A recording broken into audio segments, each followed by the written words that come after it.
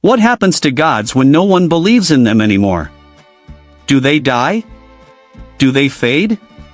Or do they sleep, waiting, watching, until the world remembers them again? This is the story of their return. A modern-day myth, where the forgotten gods awaken and demand the world back. But this time, humanity fights back. And what unfolds is a battle not just for survival, but for the soul of the world itself. Welcome to Shadow Story. Grab your drink, dim the lights. Because what you're about to hear is no legend.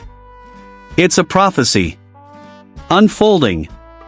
Mantelpiece Clock Chapter 1, The Silence of the Gods. The year is 2027. Earth is noisier than ever. Screens. Algorithms. Satellites. Humanity has conquered mountains, oceans, even space. But there's one realm it has abandoned. The sacred. No temples. No offerings. No prayers whispered in desperation under the stars. Gods are now content creators, celebrities, or forgotten relics in dusty museums. The world has moved on. But the gods? They've been listening. And deep beneath the Himalayas, something ancient begins to stir. A heartbeat. Not of a man, but of a god. High Voltage Chapter 2, the first to rise. It begins with a tremor. Not an earthquake. A pulse.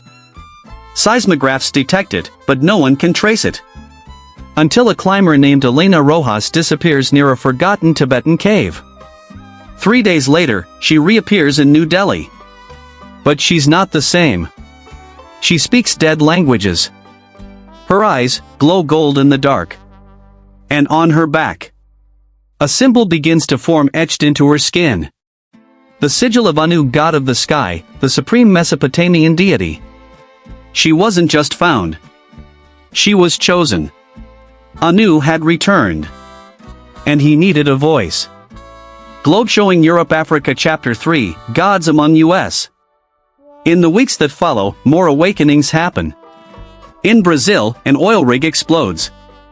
From the fire rises Xolotl, the Aztec god of death. In Nigeria, lightning splits a tree in the middle of a village and from it walks Shango, the thunder god of the Yoruba people. In Russia, a blizzard halts the entire Trans-Siberian Railway. Passengers report seeing a woman made of ice whispering in Old Church Slavonic, Morozko, the winter spirit. And then, the skies shift. A solar flare bathes Cairo in red light. The Nile floods unnaturally. And rising from its depths, Isis, Egyptian goddess of rebirth. Each god returns, not as a memory, but as power. Real.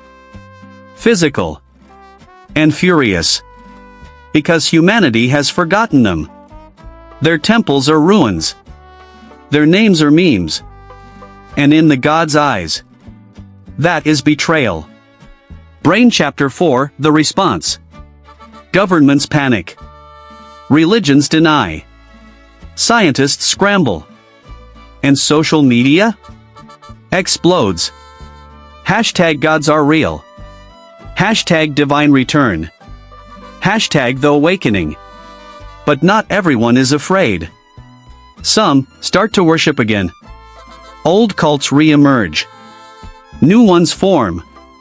Digital temples are built apps where people offer digital sacrifices, likes, devotion. And the more belief they receive, the stronger the gods grow. You see, power was never in thunder or fire. It was always in belief. And belief is viral. Collision Chapter 5. The first strike. One god decides to act. Not with words, but with wrath. Marduk, Babylonian god of war and storms, appears above the Pentagon. He gives one warning. Return the earth to its rightful rulers, or drown in your own arrogance. They laugh. Until the lightning hits. Washington, D.C. is plunged into darkness. Skyscrapers collapse. Modernity is humbled. But humanity doesn't surrender. Instead, it organizes. Shield Chapter 6, The Resistance. A group called the Atlas Directive is formed: scientists, mystics, historians. Their goal: to fight gods with knowledge. They discover something ancient. A truth buried in scrolls and myths across every culture. A god is only a god if someone believes they are. So they craft a plan. To sever belief. To rewrite the narrative.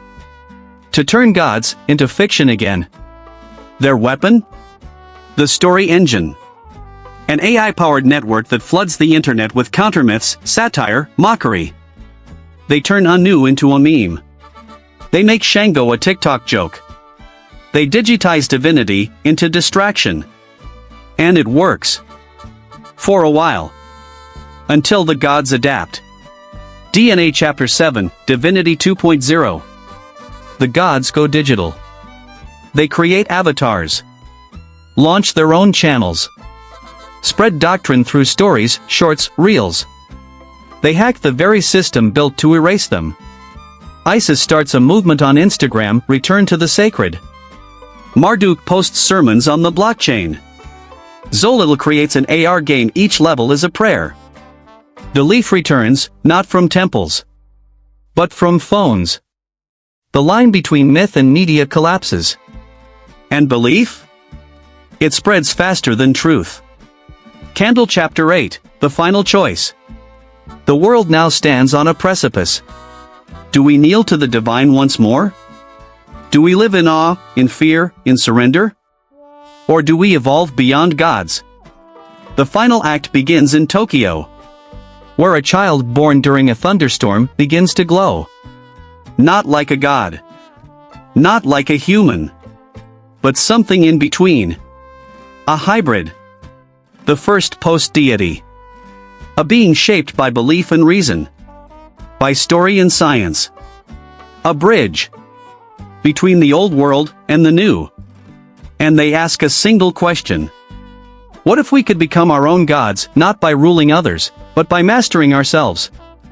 And so, the world watches. Not just for the return of gods, but for the rise of something greater. A humanity that remembers its myths. And chooses to write new ones.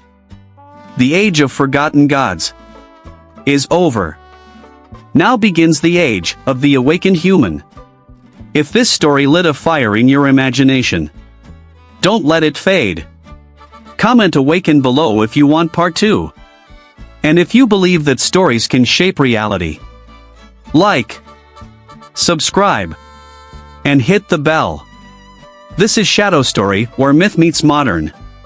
And every story is a mirror. Until next time. Believe wisely. Live boldly.